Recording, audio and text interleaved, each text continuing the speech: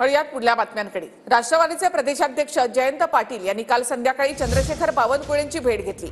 महसूल विभागामधल्या कामांसाठी ही भेट घेतल्याचं जयंत पाटील यांनी म्हटलेलं आहे। दोन्ही नेत्यांमध्ये झालेल्या भेटीवेळी मंत्री राधाकृष्ण विखे पाटील सुद्धा उपस्थित होते।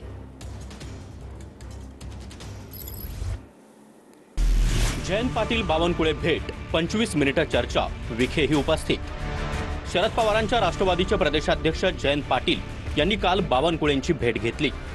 बावनकुळेंच्या शासकीय निवासस्थानी काल संध्याकाळी दोन्ही नेत्यांमध्ये 25 मिनिटं चर्चा झाली।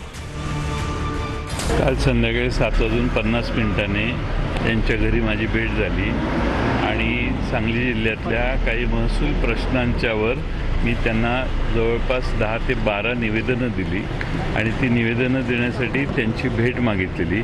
अशा आमच्या जिल्ह्यातले बरेच प्रश्न होते, ते घेऊन त्यांना भेटलो। बरोबर राधाकृष्ण विखे पाटील होते, स्टाफ होता, माझ्याबरोबरचे शिष्टमंडळातले 4-5 जण होते। काही दिवसांपूर्वी जयंत पाटलांनी आपल्या मतदारसंघात केंद्रीय मंत्री नितीन गडकरी यांना निमंत्रित केलं होतं। सांगली जिल्ह्यातल्या इस्लामपूरमध्ये राजाराम बापू इन्स्टिट्यूटमधील वसतिगृह आणि व्यायामशाळेचं गडकरींच्या हस्ते उद्घाटन झालं। यावरूनही जयंत पाटील यांच्या भाजप प्रवेशाच्या चर्चा रंगल्या होत्या। अशा आमच्या जिल्ह्यातले बरेच प्रश्न होते, ते घेऊन त्यांना 25 मिनिटं भेट चालली।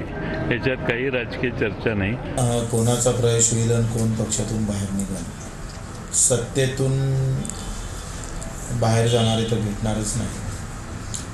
आणि मग आता सत्ता भाजपाची आहे, तर जेवढे महत्त्वाचे कायदे घेता येईल, इतर पक्ष जेवढे कमकुवत करता येईल त्याचा प्रयत्न भाजप करणारच आहे। आता स्वइच्छेनं जाणं आणि किंवा टांगती तलवार ठेवून जात असेल, येत असाल तर मग तुमच्यावर कारवाई होणार नाही येणार तर मग तुमच्यावर कारवाई होईल, असा काही प्रस्ताव घेऊन गेले नसेल तर बरं आहे।